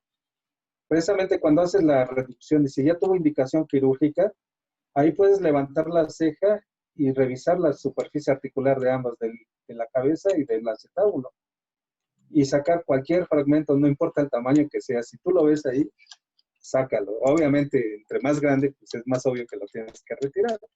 Entre más pequeños, si los alcanzas a ver, sácalos también. Y luego coapta tus fragmentos que sean factibles de hacer una síntesis y la estabilices. ¿Ya? Gracias. Bien, algo más. Me imagino que también preguntabas con respecto a la luxación pura, ¿no? Si veías en la tomografía fragmentos. ¿Adán? Todos los fragmentos los tienes que retirar. Y Sí, si es exactamente. factible vía artroscópica, siempre y cuando la dominemos, ¿no? Y si no, pues abierto incluso. Muy bien. Es compleja la artroscopía de cadera. Y más si no lo hacemos.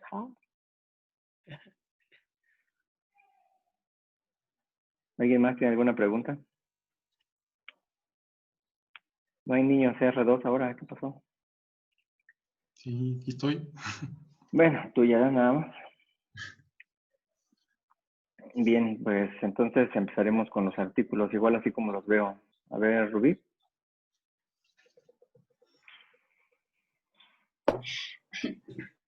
Yo leí un artículo sobre la parálisis del nervio ciático posterior a la formación de osificación heterotópica.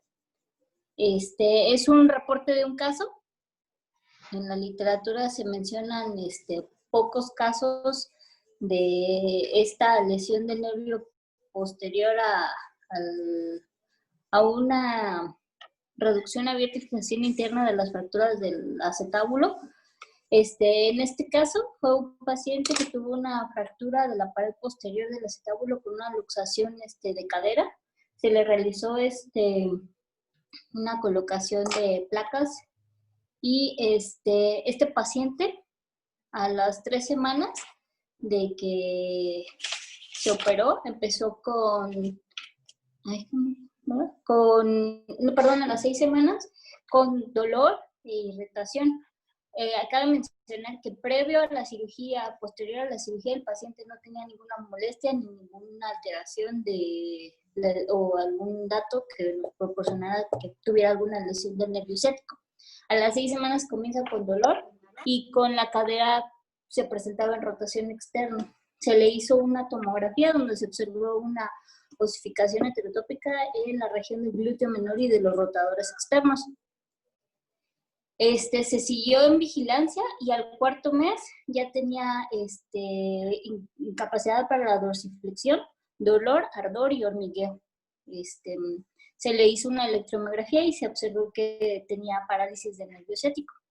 Y se trató, en cuanto le hicieron la electromiografía, con neurolisis del ciático, con escisión de la osificación heterotópica y se retiró el material de osteosíntesis. Este paciente tuvo una mejoría a los 7 meses posteriores de que se manejó de la osificación heterotópica y se le dio fisioterapia y tratamiento con indometacina 3 semanas postquirúrgicas de la escisión de la osificación y tuvo un buen pronóstico.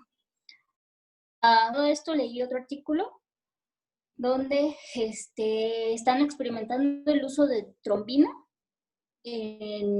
al momento del cierre del abordaje de Kocher-Lagenbeck para disminuir el riesgo de osificación heterotópica. No hay muchos estudios sobre esto, pero se hizo en un estudio con 328 pacientes, con un grupo control de 202 pacientes y otro de 126 pacientes a los cuales se le aplicó la trombina. Se utilizó el Surgiflow, que es de Etico, que es una matriz con trombina, y se vio que disminuía el riesgo de osificación heterotópica hasta en un 50%. Entonces se me hizo interesante.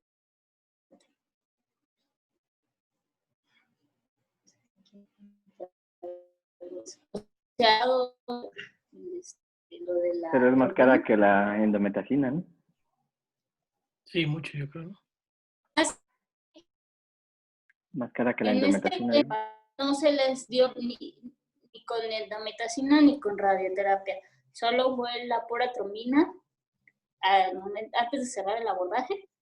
Y les digo, dicen que sí mejoró, hasta en el 50% de los pacientes disminuyó el riesgo.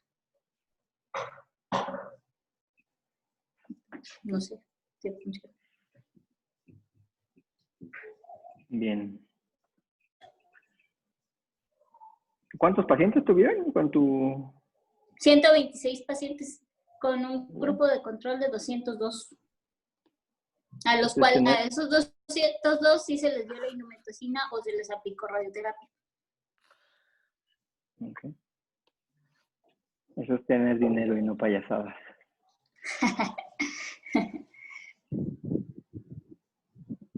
Okay. Hablando de ese mismo tema, está relacionado a este último artículo de Rubí. El mío es un artículo publicado en el Journal of Arthroplasty en el 2004 en el Instituto Ortopédico de Milán. El autor principal es Carlo Romano. Y como les mencionaba... ¿Carlos Romero? Como les mencionaba ayer, se está estudiando el uso de celecoxib para cambiarlo por la indometacina para la osificación heterotópica. Como sabemos, la indometacina es un inhibidor COX-1 y COX-2 y el COX-2 es selectivo COX-2, el celecoxib. Entonces, pues se está tratando de buscar uno que tenga la morbilidad del uso de la indometacina, aunque pues, es un poco más barata, ¿no? Pero todos los efectos renales, cardiovasculares, gástricos, que podemos evitar con el COX-2, con celecoxib, contra la indometacina. Bueno, ellos evaluaron la presencia de osificación heterotópica en una P de cadera después de un abordaje para una artroplastia, por abordaje posterolateral y posteriores. Fueron evaluadas por el radiólogo y por el ortopedista y bueno, fueron 400 pacientes, 250 recibieron indometacina y 150 celecoxib por 20 días después de la cirugía. Al final, bueno, la conclusión de esto es, evaluaron quién presentó osificación heterotópica, que bueno, clínicamente se va a presentar radiográficamente y clínicamente dolor y limitación en el arco de movilidad. Dicen que no hay una diferencia significativa entre el uso de una y otra, pero pues entonces por eso se va a abogar ya por el uso de celecoxib para evitar la morbilidad del uso de la indometacina. Es igual de efectiva el celecoxib en las mismas dosis 20 días que la indometacina. Del grupo de indometacina presentaron 40 pacientes osificación heterotópica, que era el 17.5%, y de los de celecoxib fueron 21 pacientes, que fue el 14.31%. Entonces, al final es de una P significativa mayor a 0.05, entonces no hay diferencia significativa entre una y otra. Entonces, pues si una te da mayor morbilidad, pues usa la que tiene menos morbilidad, ¿no? El celecoxib. Solo pues habría que ver el precio, aunque ya celecoxib ya la patente se liberó, ya hay creo que genérico. ¿Y estos pacientes del estudio cuántos años tenían o tenían comorbilidades? Lo digo por el celecoxib, que pues también... Bueno, con cardiópatas. No mencionaban, yo creo que los excluyeron del estudio, pero no lo mencionaba. Pero no mencionaban cardiópatas ni nada. Aquí como Sí, pues la mayoría van a ser jóvenes, pues no creo que haya tanto... Ajá. Sí, pues a eso me refiero, ¿no? Que son jóvenes, pues quería ver si a lo mejor sí tomaban eso en cuenta. O no lo tomaban, pero sí diferente. Tenemos que recordar, porque bueno, también en la consulta solemos dar muchos celecoxib, acemetacina, sin preguntar si es cardiópata. Pues, tenemos que recordar eso, ¿no? Porque la verdad es que pues, no preguntamos mucho, ¿no? Ese efecto adverso del celecoxib, ¿no? Pero bueno, la indometacina es la que mayor lesión renal aguda da de todos los antiinflamatorios que tenemos disponibles. Entonces, pues sí deberíamos empezar a estudiar un poquito más el uso de celecoxib. Que en realidad aquí se lo daban a todos los pacientes posoperados de una artroplastía de cadera. Nunca hacemos eso, o sea, nunca le damos, pues no sé, siento que no. Bueno, pero yo siento que a lo mejor, por ejemplo, estos pacientes igual son jóvenes y su función renal pues va a estar bien, ¿no? Y el uso, pues, sabemos no... ¿no? Pero no va a a lo que ser voy, un prolongado, es un corto periodo de tiempo, no solemos usarlo como como rutinario, pues. rutina en artroplastía de cadera, que aquí mencionaba cuántos, según, depende del autor, la osificación heterotópica después de una artroplastía de primaria de cadera puede variar del 14 hasta al 63% en su presentación. Digo, es mucho el rango, pero 63% es muchísimo.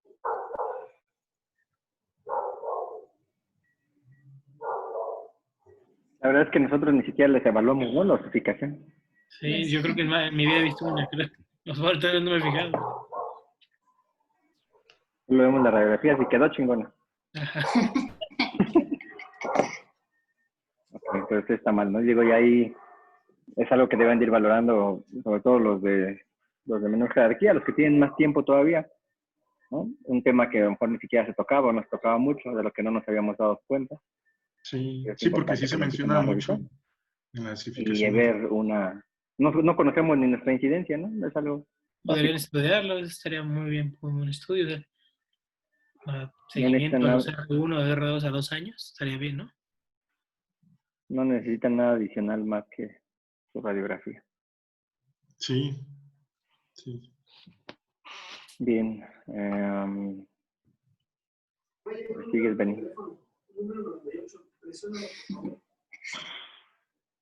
Bueno, les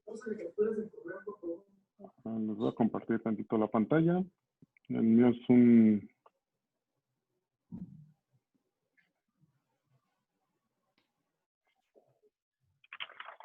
una comparación que hacen con una RAFI y una artroplastía total de cadera en pacientes osteoporóticos con fractura de cadera, con fractura acetabular.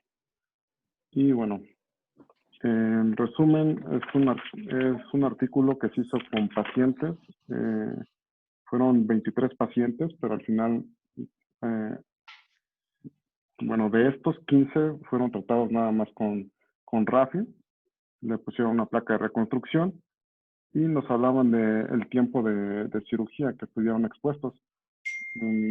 Estos pacientes fueron operados más o menos en 6 días a partir de su hospitalización. Y bueno, nos hablaban que de estos 15 pacientes, 3 tenían fracturas de la pared posterior. El tiempo de su cirugía era alrededor de 2 horas y el tiempo de hospitalización era de 21 días promedio y el máximo tiempo era de hasta 70 días de hospitalización. Las ventajas de este abordaje,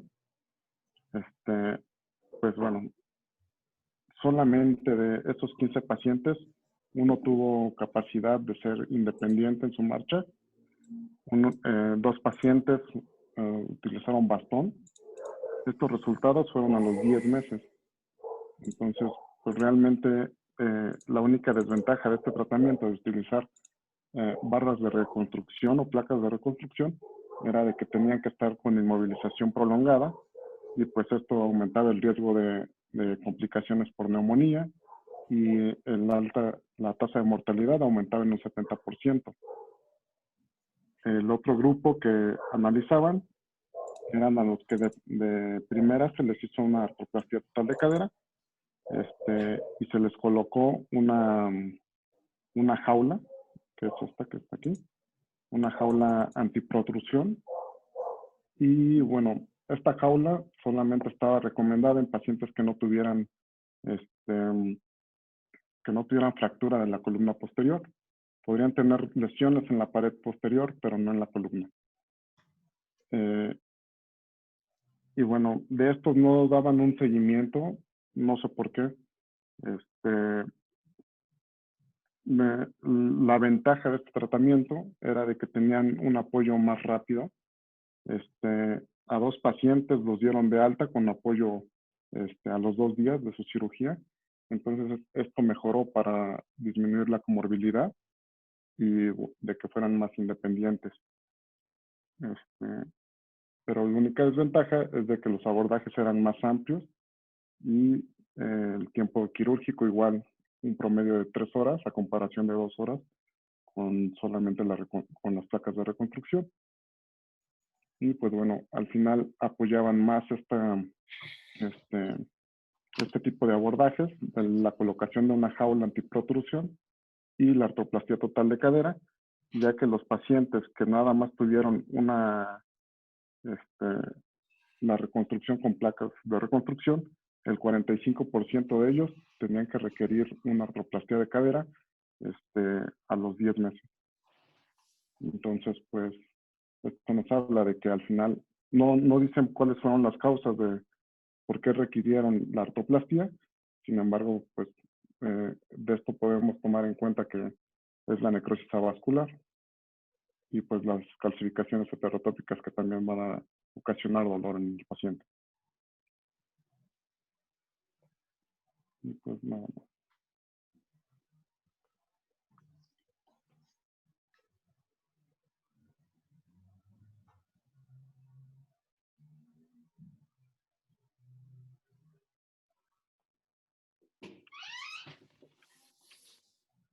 En los últimos congresos que he ido y que he entrado a las sesiones de lesiones acetabulares, ha habido ponentes que han defendido ahora esa postura de en un solo tiempo poner la prótesis para movilidad rápida, para rehabilitación temprana, precisamente tratando de evitar un segundo evento por el alto riesgo de necrosis avascular o de artrosis postraumática. Pues yo no lo veo tan mala idea, pues la verdad es que bien, a lo mejor ahí en cuestión de tu artículo les discutiría el uso del anillo de reconstrucción, Schneider parecía que era, porque de ahí tu componente acetabular lo tienes que cementar, y en un paciente joven el empezar a cementar ya empiezas con problemas ahí. Entonces yo, no sé, a lo mejor buscaría que fueran no cementado todo, al menos que de plano la fractura fuera en la lámina, que es como la única forma en que se podría protruir tu componente acetabular, pero si no, yo creo que lo puedes dejar, a lo mejor ponerle un poco de injerto, nada más no ponerlo a apoyar, aunque se mueva, pero no ponerlo a apoyar de un inicio, y un componente no cementado. A lo mejor es lo único que les podría discutir en tu artículo, pero sí en muchos lugares ya tienden a hacer esa parte de la prótesis en un solo tiempo. Sí, y supongo que fue cementado por la cuestión de que todos estos pacientes cursaban con osteoporosis. Entonces, pues, más que nada por eso. Y pues ya no hablaban si había una luxación, si hubo una reducción antes, en cuánto tiempo. Nada más hablaban que era una fractura del acetábulo, de la pared posterior. Y pues bueno, el tratamiento era con artroplastia total. No recuerdo si tenía, ¿qué era su promedio de edad o el rango de edad? Ahorita te digo.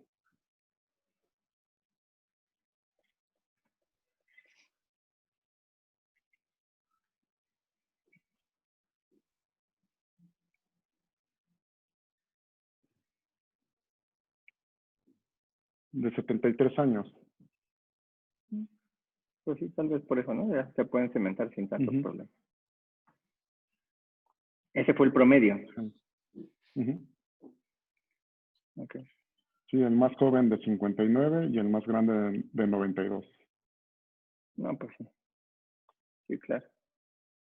Pero sí serían fracturas por fragilidad, ¿no? Del acetábulo. Más que por una lesión de alta energía. O sea, también, pues sí sería, a lo mejor ya tienen artrosis desde antes de la fractura. Sí. Por eso le preguntaba la edad. Yo creo que sí. Pues está bien justificado, ¿no? Y lo puede cementar sin tanto problema, sin pensar en la cirugía de revisión. No la va a necesitar seguramente. Pero, por ejemplo, el chico que operamos, pues él sí, ¿no? Él, cuando requiera la revisión, va a estar ruda esa cirugía. De hecho, ya no lo aceptaron en FEMECOT como caso clínico. No. Qué bueno, está excelente. Pero ya para ese entonces voy a ser viejito y ya les toca a ustedes operar. ¿Que se aventó 3 semanas luxado? Ese mero. Se aventó 3 semanas luxado. Ese lo vamos a llevar a FEMECOT. Obviamente no dijimos que se aventó más, ¿eh? Derechos de autor. Paciente referido del MOSEL. Y ya. Muy bien, muy bien. Ok, y ¿quién sigue? Ya nada más de artículo. Benny, ya. Villa, Angie. Angie se desconectó, ¿verdad? Estaba conectada y se desconectó. Sí, Doc. Él dice que se fue la luz en su casa. El viejo truco. Va, pues creo que es todo. No sé, igual son temas muy extensos, en lo cual Sí, pues, está largo. podríamos seguir hablando mucho, mucho, mucho. Y a lo mejor de Sí, ya repente nos viene dormí, alguien. desperté 3 veces, creo. A veces se nos pueden venir ideas y se nos olvidan otras cosas, mencionarlas, no sé. Eh, a- pero bueno, pues no sé si tienes algo que comentar, Fanny. Aparte de que ya te despertaste. Ujú. Nada. Oiga, Doc, ¿usted vio en el último congreso que pusieron la técnica con tornillos inteligentes? Eso fue en el congreso de Querétaro, para reconstrucciones Sí, de pelvis y acetabular. bueno, no sé si no vi, ni fui, ni entré, o si fui, no entré, no sé. Pero ya lo he visto, cuando hice el curso, sí, sí lo vi. Bueno, acá les llamaban tornillos mágicos, ¿no? Por la Mágicos, forma ¿no? que toman o cómo se ven Ajá, en la AP. Sí. Está discutible, ¿no? Tiene que tener cierta ajá, forma la fractura, porque solo un tornillo a veces no es capaz de contener tanto movimiento. Pero están padres. En exacto. algunas fracturas, pero en algunas fracturas sí tienen un buen efecto. Oiga, Doc, ahí, por ejemplo, digo, yo vi parte de esa presentación, pero no sé cómo es la forma, como decimos, del tornillo y qué tan fatigable o no es el material por las formas que adquieren. Había Es un tornillos que estaban tornillo, súper... es Ajá. un tornillo convencional 3.5, nada más que lo único que tienen de especial es que son largos, llegan a medir hasta 110. Y ya ves que los que traen aquí son 40 o 50 cuando más. Entonces llegan a medir hasta 110 y no se deforman, porque incluso los puedes volver a sacar y vas a ver que o es muy poco lo que se llegan a doblar. Es más el efecto que tiene por cómo está la proyección. Por eso decía, en la P se va a ver como si estuvieran curvos, pero en realidad no los puedes volver a sacar y verás que no se curvearon.